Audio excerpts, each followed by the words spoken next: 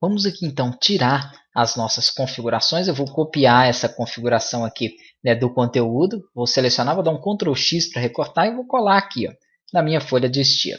Vai manter a mesma forma, né? Ele vai colocar aqui, toda vez que for um ID, você coloca o jogo da velha, essa cerquilha, e o nome daquele ID.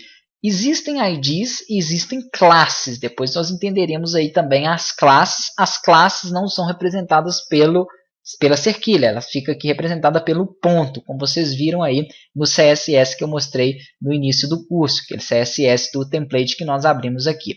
Tenho aqui então as três informações, perfeito. Aqui eu posso até apagar agora esse style type, tá joia? Porque isso aqui é somente para inicializar o CSS dentro do meu código. Como eu não vou inicializar ele aqui, não quero informações, eu posso apagar. Ctrl S para salvar. E aqui na folha de estilo, por que eu não coloquei? Porque não precisa, ela já é uma folha do tipo CSS, então ele já entende que aqui dentro eu vou inserir e trabalhar comandos CSS. Uma coisa importante aqui referente ao Dreamweaver e outros editores não fazem é o seguinte: aqui eu tenho o nome, né, do conteúdo, por exemplo, o nome da minha div, o nome do meu ID sempre vem em rosa. O nome aqui, né, dos atributos, das propriedades, perdão, elas sempre vêm em cor preta, um tom de azul bem escuro. E um tom de azul um pouco mais visível, né, um azul mais claro, aqui vem as propriedades. Então eu tenho aqui o background, que é aí o atributo, né? Aqui eu tenho a minha propriedade background e tenho o atributo dela, que no caso aqui é preto. Poderia ser qualquer outra cor. E pode também ser colocada em hexadecimal. Eu poderia aqui utilizar, por exemplo, né, uma cor em hexadecimal assim. A cor em hexadecimal, ela começa, nós vamos ver bastante, ó, começa com o jogo da velha e depois tem aqui as suas numerações.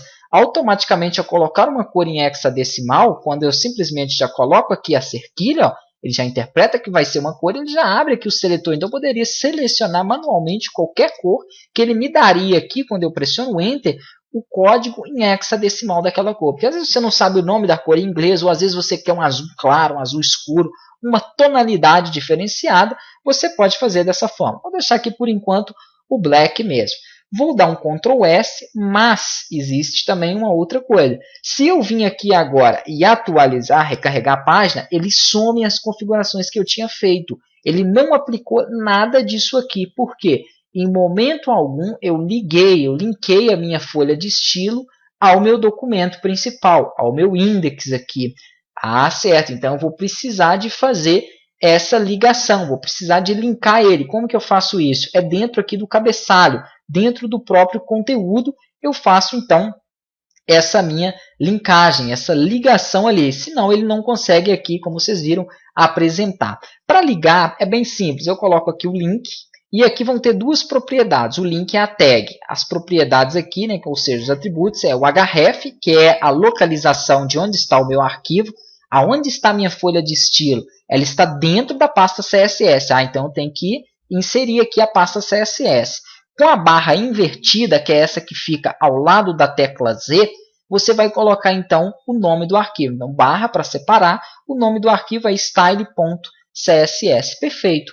Referência aqui já criada. Posso também aqui colocar e tenho que colocar um outro atributo, que é o rel, que informa aqui qual o tipo de arquivo. Esse é um tipo de arquivo de folha de estilo. É um style sheet, então eu tenho que informar desta forma.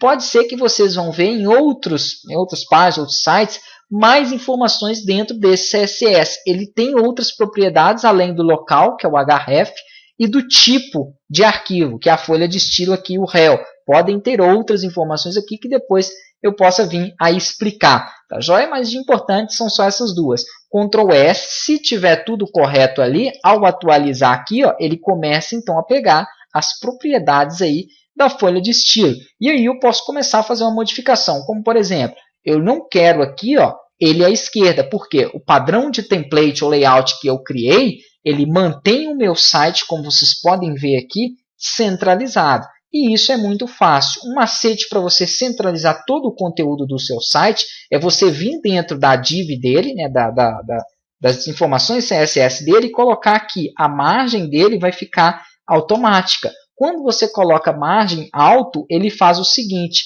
ele centraliza aquela div. Então, ao atualizar aqui, ó, ele centralizou. independente no tipo de mídia ou tamanho de mídia que eu esteja aqui trabalhando. Como, por exemplo, vou voltar para o index e passar para a visualização dinâmica. Eu mostrei para vocês que aqui abaixo tem como, então, eu testar outros modelos.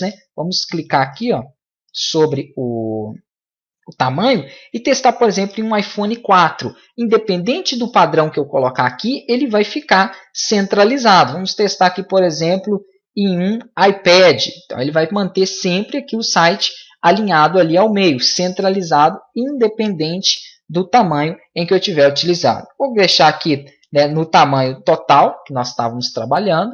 Vou voltar aqui para a área do código. Na próxima aula nós daremos sequência, porque aí eu tenho que começar agora a seguir, justamente, até que as cores ainda não precisa, porque nós estamos apenas fatiando ele ali, inserindo as informações. Então já tem o fundo, posso até deixar preto mesmo. E depois eu começo então a criar a área aqui do meu topo, que é dividida em duas áreas. Eu tenho aqui a área menor, que é a área da logomarca, que está com o tamanho dela, e a área aqui dos campos de acesso, login e cadastro.